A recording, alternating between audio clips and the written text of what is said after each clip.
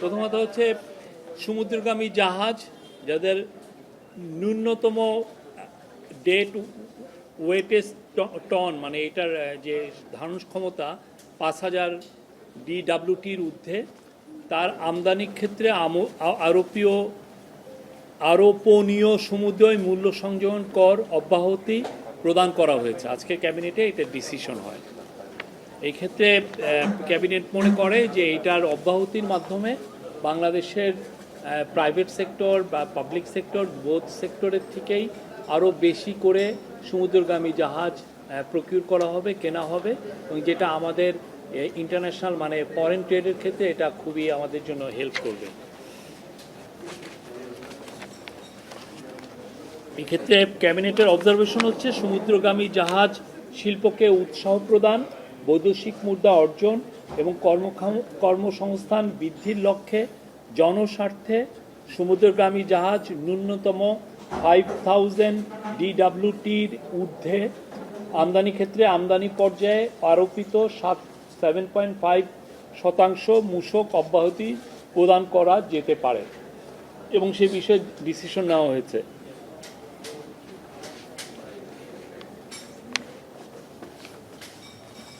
আর আরেকটা ডিসিশন ছিল হলো ফিলিস্তিনি জনগণকে গণহত্যা ও নিষ্ঠুরতম বর্বরতা থেকে রক্ষার লক্ষ্যে নিউ ইয়র্কে অনুষ্ঠিত UN high level international conference for the peaceful settlement of the question of Palestine and the implementation of the two state solution শীর্ষক সম্মেলনে মাননীয় পররাষ্ট্র উপদেষ্টার উপদেষ্টা পরিষদকে অবহিত করা হয়।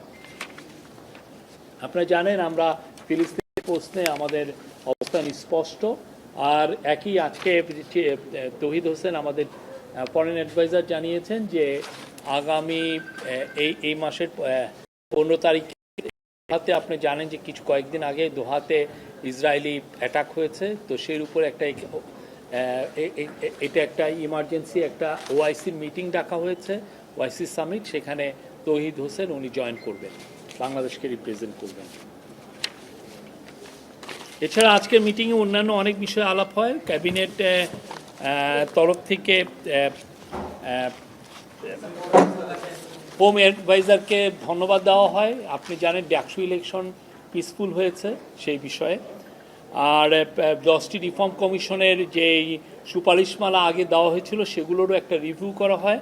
সেখানে বলা হয় যে 51টি সুপারিশ বাস্তবায়িত হয়েছে, অন্যান্যগুলো বাস্তবায়ন হচ্ছে। আর শ্রম মন্ত্রণালয় থেকে শ্রম অ্যাডভাইজার জানিয়েছেন যে 82টি শ্রম সংস্কার কমিশনের যে সুপারিশ করা হয়েছে এটা একটা শ্রম আইন সংশোধন হলে এটার আমরা আইন সংশোধনের কাজ ক্যাবিনেট করছেন, এই শ্রম মন্ত্রণালয় করছে। এটা সংশোধন হওয়া মাত্রই এটার বেশিরভাগ অধিকাংশ সুপারিশ এমনিতেই বাস্তবায়ন।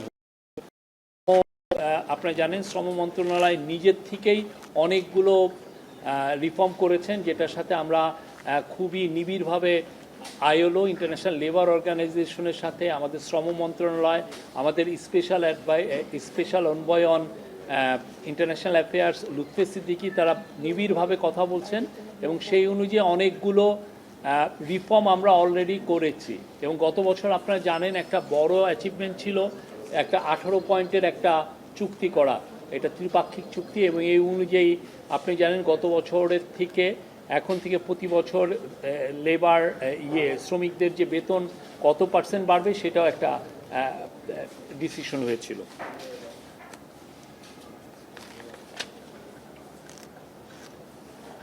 অন্যান্য ক্ষেত্রে স্বাস্থ্য খাতে, তারপরে নারী সংস্কার কমিশন, নারীদের জন্য যে সংস্কার কমিশন করা হয়েছে সেগুলো খাতে প্রত্যেকটারই কিছু আপডেট দেওয়া হয়েছে।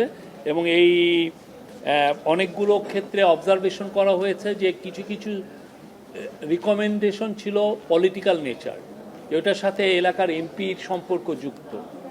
এই জন্য এইগুলো কিছু কিছু ক্ষেত্রে কিছু কিছু সংস্কার আমাদেরকে পলিটিক্যাল গভর্নমেন্ট যখন ইলেকশনের পরে ওয়েট করতে হবে, আর বাকিগুলো রিভিউ করা হয়েছে। লোকাল গভর্নমেন্টের সংস্কার নিয়ে ক্যাবিনেটে আজকে অনেকক্ষণ ধরে আলাপ আলোচনা হয়েছে। এবং লোকাল গভর্নমেন্ট কীভাবে ডিসেন্ট্রালাইজ করা যায় সে বিষয়ে আমাদের মাননীয় চিফ অ্যাডভাইজার বারবার স্ট্রেস দিয়েছেন, জোর দিয়েছেন, বলেছেন যে লোকাল গভর্নমেন্ট ডিসেন্ট্রালাইজেশনের জন্য বিশেষ করে তাদের যেন পাওয়ার আরও বাড়ানো যায়, তাদের ফাংশন যাতে আরও বাড়ানো যায় সেই বিষয়ে উনি ইনস্ট্রাকশন দিয়েছেন। এবং এই সংক্রান্তে যতগুলো সংস্কার আছে সেগুলোর বিষয়েও নিবিড়ভাবে পর্যালোচনা করে কত দ্রুত সেগুলো বাস্তবায়ন করা যায় সেগুলোর জন্য আলাপ আলোচনা হয়েছে। আর বিশেষ করে লোকাল গভর্নমেন্ট যারা আছে আপনারা জানেন, ইউনিয়ন পরিষদ বা উপজেলা পরিষদ বা জেলা পরিষদ বা পৌরসভা বা সিটি মেয়র, তারা যাতে নিজস্ব ফান্ড কালেকশন করতে পারেন এবং সেই ফান্ড ম্যানেজ করতে পারেন সেই সংক্রান্ত ল যাতে করা যায় সেই বিষয় নিয়েও আলাপ আলোচনা হয়েছে।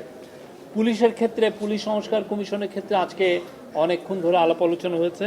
তার মধ্যে দুইটা বিষয় এসছে। একটা হচ্ছে পুলিশের আজকে ল মিনিস্ট্রিকে দায়িত্ব দেওয়া হয়েছে খুব দ্রুত পুলিশের ইন্ডিপেন্ডেন্ট ইনভেস্টিগেশন সার্ভিস করার জন্য। আপনি জানেন পুলিশের ইন্ডিপেন্ডেন্ট ইনভেস্টিগেশন যে তদন্ত করে, এটা যাতে ইন্ডিপেন্ডেন্টলি তদন্ত করা যায়, কোনো রকমের কোনো জন্য এটার উপরে রাজনৈতিক বা অন্য কোনো ধরনের কোনো ইনফ্লুয়েন্স যাতে না হয় সেজন্য পুলিশের একটা ইন্ডিপেন্ডেন্ট ইনভেস্টিগেশন সার্ভিস করার জন্য ল খুব দ্রুত এটা হবে।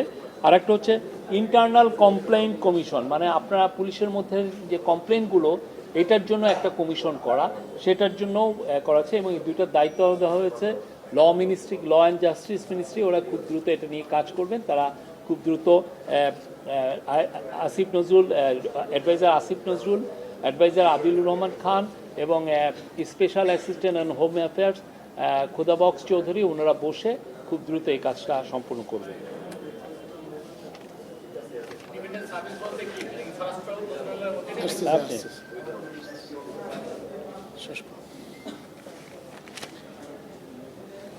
ক্যাবিনেটে নেপালের সিচুয়েশনের, নেপালের কীরকম আছেন সেগুলো জানানো হয়। তৌহিদ হোসেন, আজকে আপনারা জানেন যে ফুটবল টিমকে আনার জন্য একটা বিমান বাহিনীর স্পেশাল এয়ারক্রাফট গিয়েছে। আমরা আশা করছি তারা আজকেই আসবেন। তারপরে জানানো হয় যে এয়ারপোর্ট আংশিক রিওপেন হয়েছে এবং বলা হয়েছে যে বাংলাদেশিরা যারা নেপালে আছেন তারা ভালো আছেন এবং তাদেরকে সমস্ত দেখভাল আমাদের এম্বাসি করছেন।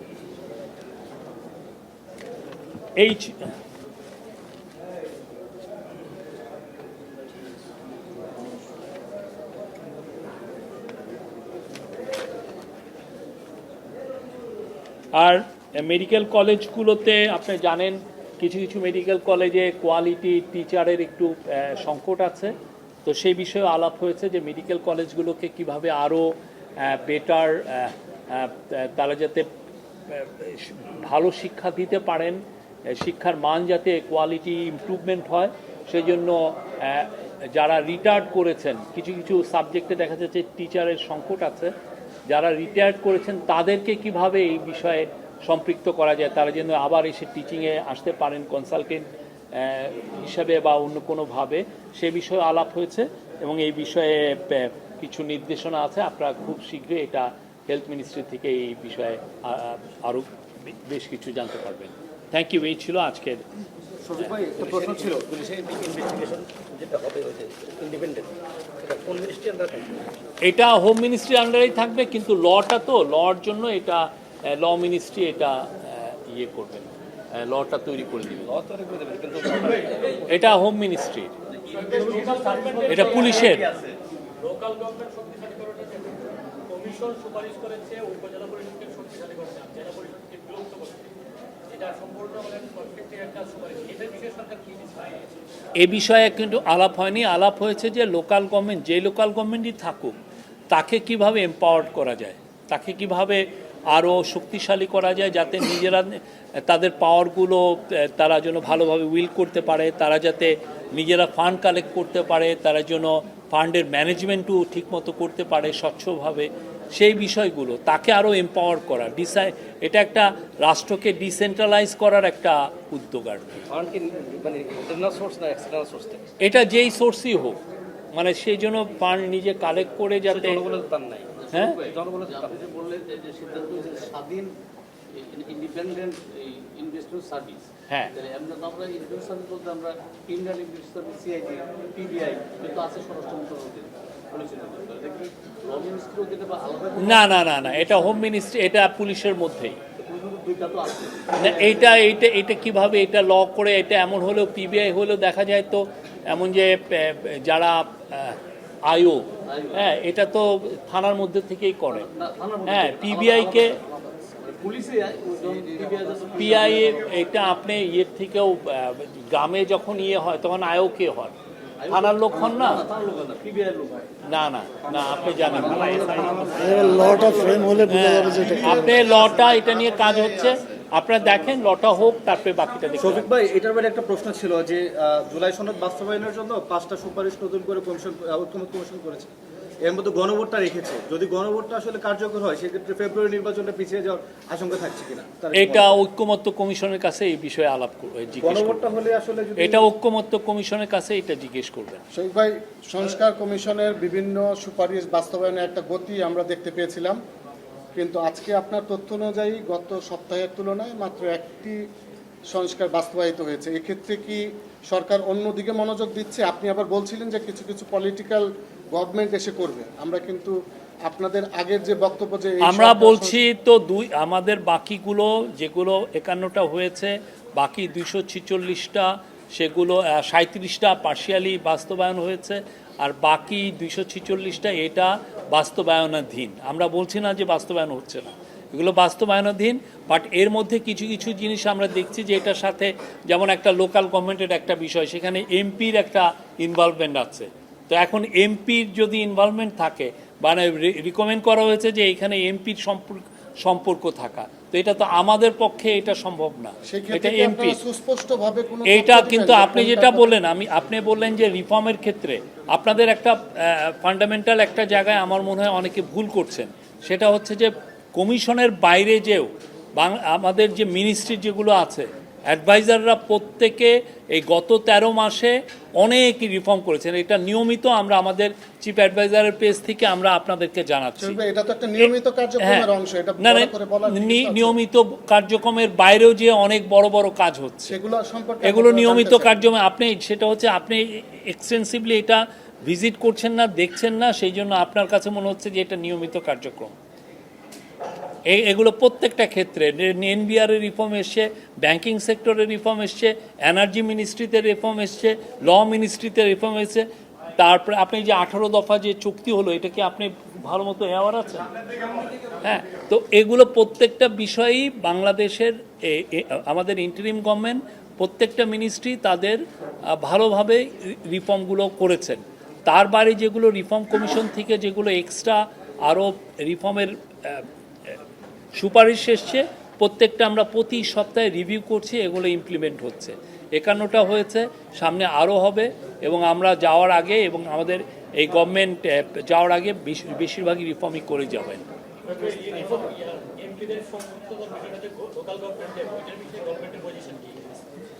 যে উপজেলা পরিষদে এমপিরা যে উপদেষ্টা হিসেবে আছেন, এটা কি থাকবে নাকি না থাকার পক্ষে?